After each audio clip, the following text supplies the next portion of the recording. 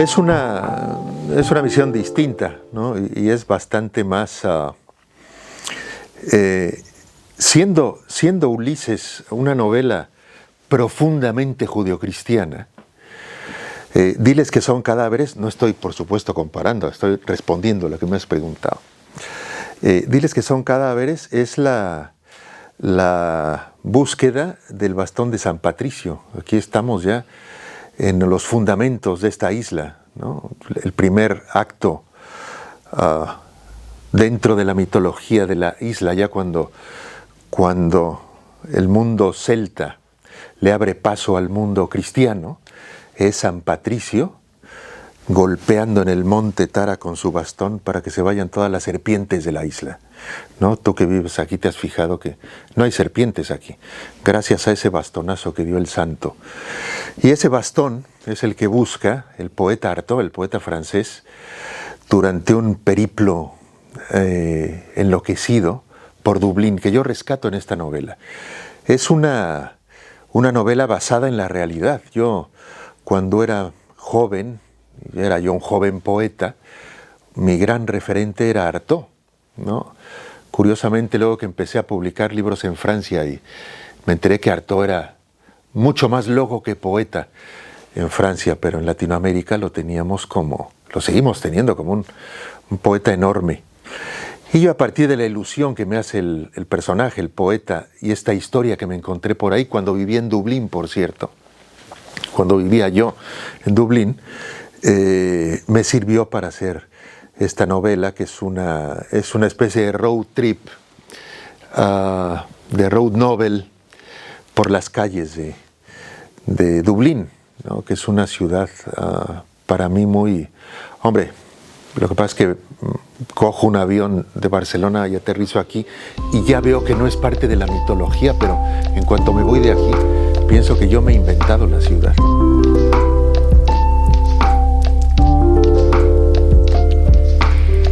Sí, Los hijos del volcán es un viaje hacia, digamos que hacia mis orígenes. Yo nací como he contado en varias novelas, y cada vez que me lo preguntan, yo nací en una plantación de café en la selva de Veracruz, lo cual era una rareza porque mi familia venía de Cataluña. Yo fui el primero de la familia que nació ahí, el primer nieto. Mi madre nació en Barcelona. Y pasé mi infancia en el mundo rural. No íbamos a la escuela, no me ponía zapatos ni camisa. Vivíamos como unos niños de la selva, mi hermano y yo. Y convivíamos mucho con los niños que vivían ahí, que eran parte de un universo multilingüe. Se hablaba náhuatl y se hablaba otomí.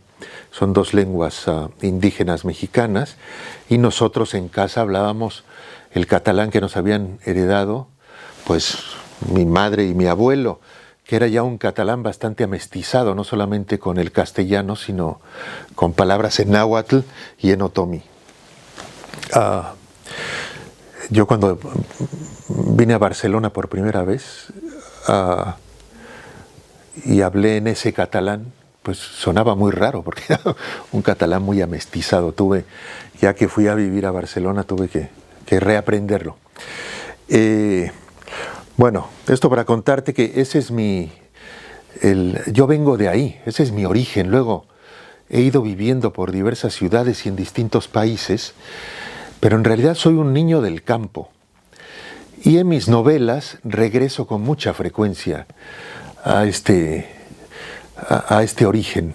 Y Los hijos del volcán es parte de esta constelación de novelas que están escritas alrededor de la Portuguesa, que es el sitio donde yo nací, un sitio selvático, más bien en la parte baja de la selva, y Los hijos del volcán está ubicada en la sierra, que empieza inmediatamente, a las faldas del volcán. Es una tribu que está ahí desde el principio de los tiempos, que no pasó por la conquista, por ejemplo, no se amestizaron nunca y siguen ahí en la falda del volcán.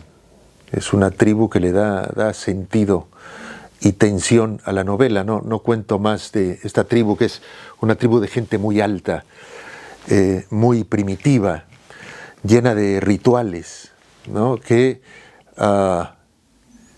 en la novela se enfrentan con el siglo XXI cuando llega Tikú, que es el personaje que guía toda la historia y de pronto por ciertos azares de su destino novelístico llega hasta esta zona de la sierra y ahí descubre a los hijos del volcán, que eran, cuando él era niño se hablaba de los hijos del volcán como de un invento, ¿no? Cualquier desgracia que pasaba era culpa de los hijos del volcán, pero él, cuando es adulto y llega hasta ahí, se da cuenta de que sí existían.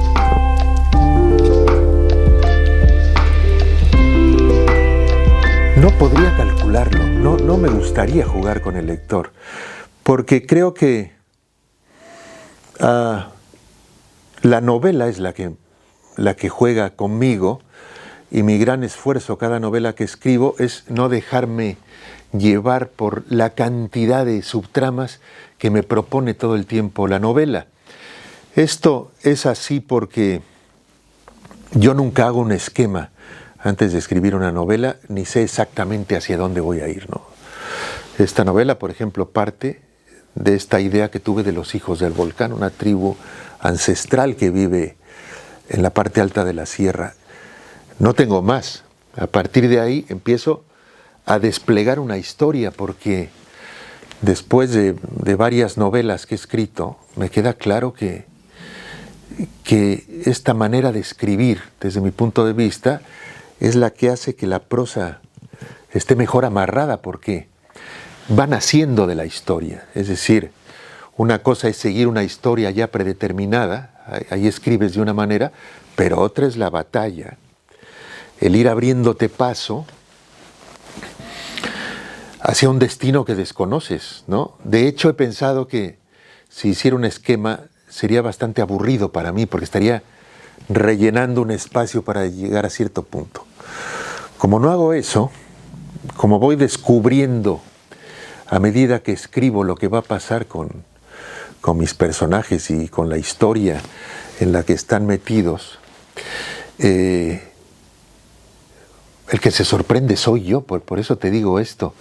Luego, cuando mis lectores se sorprenden, me parece maravilloso, pero ellos se sorprenden ya en un segundo plano. El primer sorprendido soy yo, porque yo voy escribiendo y de pronto digo, claro, ¿no? Llega un momento de la narración en donde ya no tienes que inventar nada. Está todo dicho. Y lo que has de hacer, esto a mí es la mayor parte del tiempo estoy haciendo esto, lo que has de hacer es encontrar lo que ya escribiste. Hay una cantidad de prosa ya escrita y en esa cantidad ya está el destino de la novela, aunque no lo hayas visto. Y lo que más tiempo me lleva siempre es descubrir por dónde voy a ir dentro de ese universo que ya está escrito. O sea que yo me sorprendo mucho más que tú al leer mis historias. Voy de sorpresa en sorpresa, de sobresalto en sobresalto, ¿no? Además es un trabajo, el escribir novelas, que te tiene todo el día, cuando menos a mí, concentrado en lo que estás escribiendo, todo el día, ¿no? Yo llevo una libreta siempre, porque se me ocurren cosas todo el tiempo, porque todo el tiempo estoy conviviendo con mis personajes. Y esto puede parecer agobiante, como lo estoy contando ahora que lo pienso, pero en realidad es muy divertido, ¿no? Además, son mi compañía, todos estos personajes, durante los 2, 3, 5 años que me toma escribir una novela, ¿no?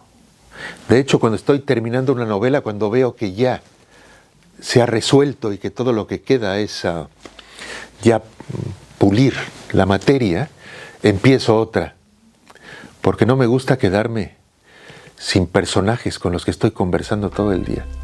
No me gusta quedarme solo, no. Cuando empiezo otra, ya tengo unas nuevas vidas de las que ocuparme.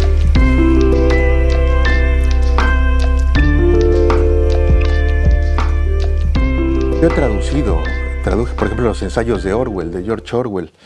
O sea, sé exactamente lo que es traducir, por eso comprendo a los traductores que se atormentan con mis libros. Los comprendo perfectamente.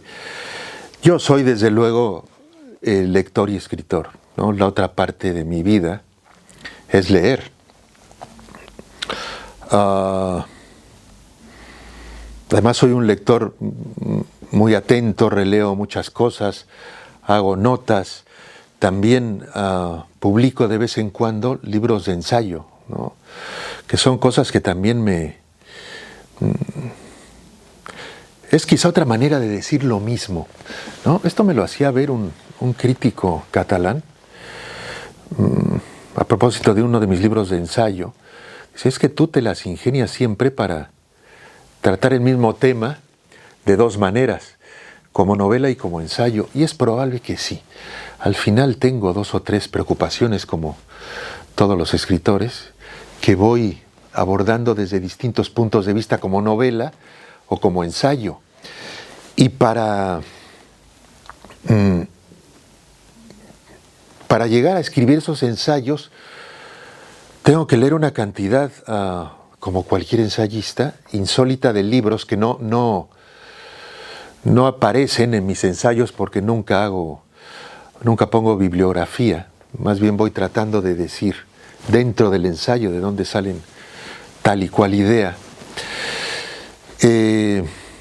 Pero estos libros serían imposibles si no fuera por esta dualidad de lector que tengo, ¿no?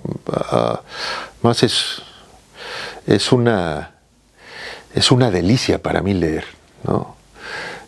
Sobre todo leo por la tarde, porque dedico todas las mañanas a la novela que estoy escribiendo, porque es cuando tengo el relevo de las neuronas recién puesto, ¿no? Empiezo a escribir muy temprano, cuando estoy más lúcido. Hay otros escritores que están más lúcidos en la noche, pero yo, a medida que avanza el día, voy teniendo un leaking neuronal importante, y al final estoy pues para charlar con mis amigos y beberme unos vinos. Pero en la mañana, que es cuando más lúcido estoy, lo dedico a escribir mi novela, que es lo que más esfuerzo me lleva, lo que más energía consume. Y luego en la tarde ya estoy echado en un diván que tengo específicamente para leer, y me paso las tardes leyendo, pues unas tardes deliciosas, ¿no? Esa es la parte amable de la dualidad. La otra, por momentos, tiene mucho estrés, ¿no? Hay momentos, esto parece un comentario muy burgués, ¿no? El novelista que se queja del esfuerzo que hace, pero hay momentos de oscuridad que generan una angustia que luego es muy difícil de compartir, ¿no?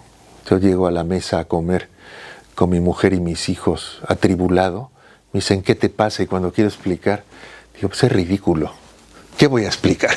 Si no sé explicarlo ni yo. No, estoy liado con un personaje que está atrapado en una esquina de la novela, no lo logro sacar de ahí. Claro, es como si fuera yo un ministro y uno de mis directores generales pues hubiera hecho una tontería, y es exactamente el equivalente. Lo que pasa es que lo mío todo queda en la más absoluta intimidad. Sin embargo, el estrés que padecemos el ministro y yo son equiparables.